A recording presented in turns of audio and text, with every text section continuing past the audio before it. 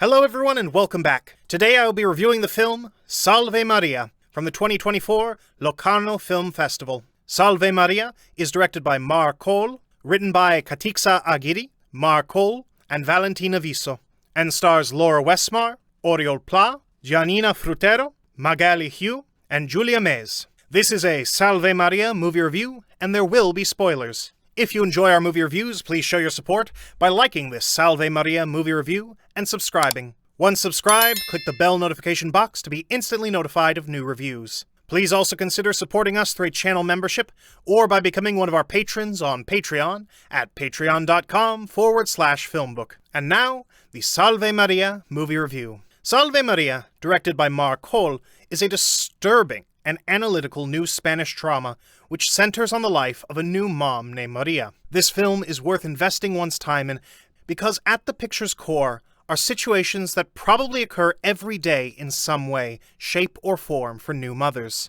It's the thought process that Maria decides to follow, which makes her a potential risk to her newborn baby, Eric. But she's the little boy's mother, and that should make it easy to trust that Maria will do the right thing for her son, right? Well, maybe not all the time. That's because the film concentrates on Maria's insecurities, need for a professional career, and, most importantly, her desire for time away from being a mom to catch up on life and enjoy or explore what it has to offer. Laura Westmar has a tricky role here. She creates what is, in essence, a perfect mother at the outset, and then takes the viewer on a journey where her character changes significantly over the course of the film. Right at the beginning, she's protective of baby Eric, because a huge crow comes flying into their apartment. Maria is afraid the crow will get to the baby, and does everything she can to try to get the crow to fly back out. She blames her husband Nico for not getting the window fixed, and only hopes he can fix the problem that allowed the crows in. In the interim, tape is placed all over the window by Maria to try to protect them from further harm. As Nico,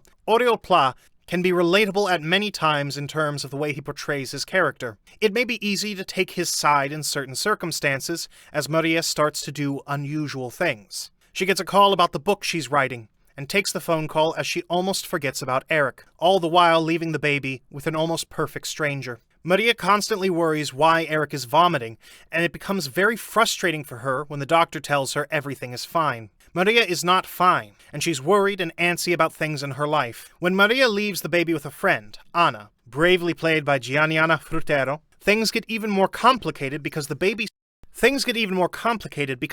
starts to miss his mother, but also because Maria is on a mission to find out more about a woman who killed her child. The film reveals that a mom took the lives of her two children by drowning them to death. Maria seems to want to know more about the reasons behind why she did what she did, but curious minds ask questions that sometimes should not be asked. Anna and Maria have conversations that feel inappropriate and border on cruel. Anna wonders aloud why more moms don't kill their offspring. In Anna, Maria may find a friend, but she's not a very helpful one, if you think about it. Salve Maria plays like a thriller at times, as we're not quite sure why Maria is researching the things that she is investigating regarding the killing of a child. She wants to be free when she can be free, but she also can seem a bit selfish at times. The movie doesn't really portray her as entirely selfish at the end, but rather as more of a mother who yearns to have a complete life, rather than just simply give up everything she has for motherhood. Maria's relationship with Nico is well developed.